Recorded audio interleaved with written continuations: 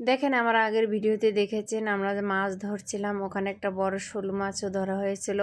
আর সেই শোল মাছটা কিন্তু আলু দিয়ে রান্না করা হয়েছে। দেখেন কালারটা কত সুন্দর আসছে, আর খেতে যে এত ভালো লাগছিল।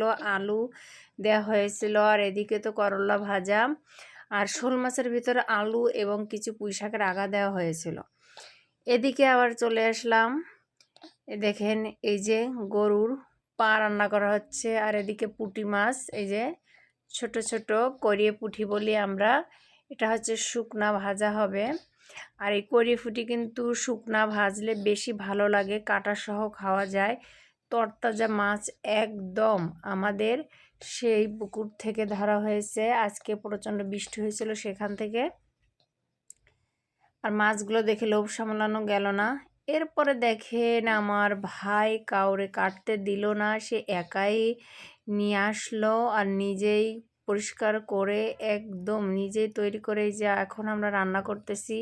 আমার ভাই কাইটা কুইটা দিল, পরিষ্কার করে ধুয়ে পর্যন্ত দিছে।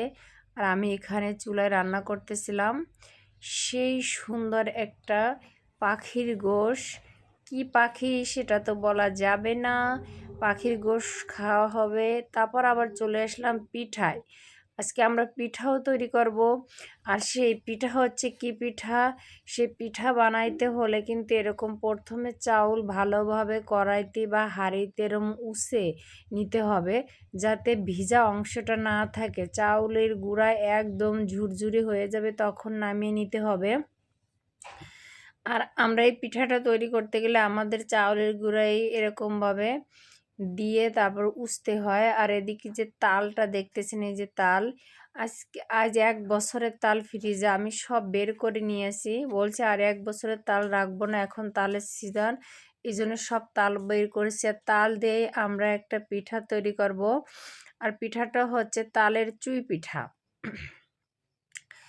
আর দেখেন এর জন্য কিন্তু পর্যাপ্ত পরিমাণ গুড়ি লাগবে, তারপর লাগবে নারকেল।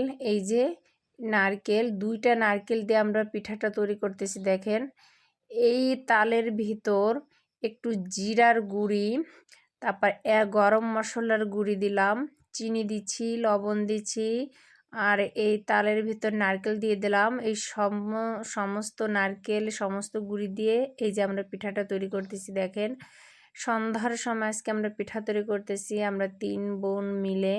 আর এই পিঠাটা তৈরি হওয়ার পরে খেতে এত ভালো লাগছিল। আসলে যখন সবাই এক জায়গা হয় তখন পিঠাও কিন্তু খেতে খুবই ভালো লাগে। যাই হোক, আজকে অনেক দিন পর আমরা আবার ভাই বোন সবাই একসঙ্গে হতে পারেনি, একজন বাদ আছে।